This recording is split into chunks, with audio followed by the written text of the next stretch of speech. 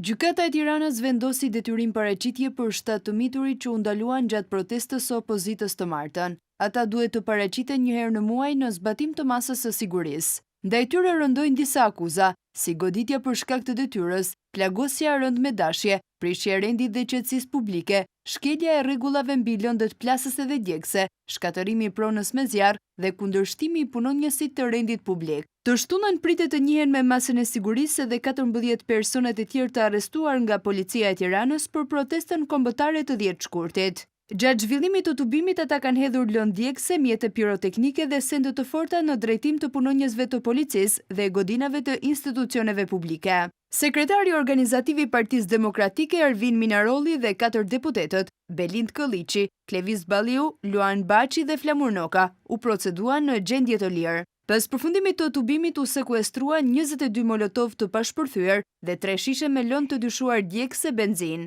Uniformat blu vijojnë punën për identifikimin dhe kapjen e personave të tjerë të përfshirë në akte të dhunshme gjatë tubimit.